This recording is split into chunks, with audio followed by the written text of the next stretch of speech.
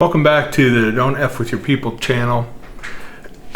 As I've mentioned, I'm here to teach you about leadership, about being a better professional, about a better person, about a better human being. One of the foundational elements to my development as a professional really kind of started from the early days of being a bank installer. And what that means is my first job right out of college was to go out to banks and convert them from their old computer system. This is back in the days of mainframe computers. This was really kind of predating bank networks and so forth, the PCs and network age, to where the bank would have a computer system, mainly mainframes, and they would convert from their old system to our mainframe system. And we were doing about 200 to 300 of these conversions a year. And so every other week you would go out on site, convert their old accounts to their new to the new system. And it was a heck of a way to learn about banking, a heck of a way to learn about computers. And as I was learning to do this job, I would take a legal pad with me, portfolio, and each trip write down the things that didn't go well. I kind of had my checklist, and then of course circle those things that didn't go well to make sure that I didn't make the same mistake on the next trip. So of course anything that had failed the previous trip went right to the top of the checklist for the next trip. Like, before you leave and go back to the hotel at night, make sure you check this, make sure there's enough paper in the printer, those kind of things. Just some really basic things in many cases, but we're talking really late nights in many cases. In fact, my first trip, which was out to Iowa City, Iowa, I got 9 hours of sleep the entire week. We're talking real sleep deprivation. And that was just the nature of the beast. But by the time you get to 2 or 3 in the morning, you're not thinking straight, and you're just kind of, really counting on some of the muscle memory from previous trips to make sure you just know what you need to do before you run back to the hotel for a couple hours of sleep. So that checklist, that list that you held over from trip to trip, really was important. And making sure you did not make the same mistake twice really was important.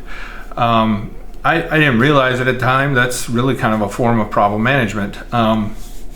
So I really learned this discipline just simply to say, like, you don't want to bump your head on the same door twice. You don't want to slam your hand in the same car door twice.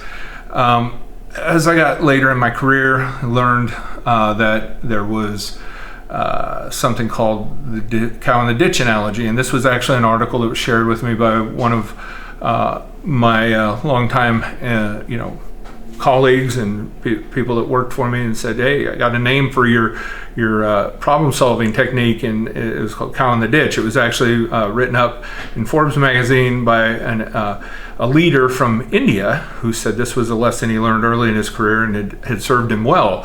And the premise of the lesson is that if you have a cow in the ditch, the first thing you do is get the cow out of the ditch. The second thing you do once the cow is out of the ditch and the immediate problem is solved, is you figure out, how did the cow get into the ditch? And then once you figure that out, you take measures to fix that problem. Then the third thing you do is figure out what you can do to prevent that problem from ever happening again.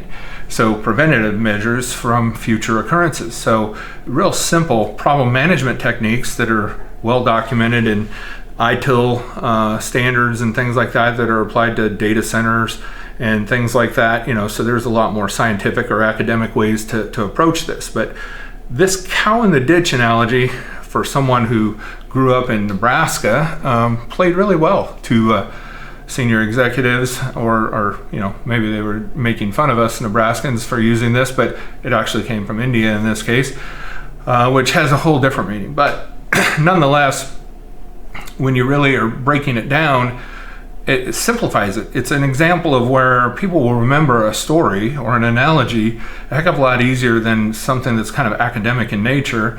And this really, in many cases, either based upon the team that I was managing or the company that I was running, this became a part of our language, a part of our culture, to where oftentimes I would say, "So where are we at with this problem?" And they'd say, "We're still getting the cow out of the ditch." That would literally be the words they would use. Like, that just became part of our language, and it became a real simple way to communicate and a nice way to cut right to the chase. So I share with you the cow in the ditch analogy. Keep it simple, cut right through the chase of all the details and all that. It's like, have we solved the immediate problem? Because that's number one, and you got to do that first.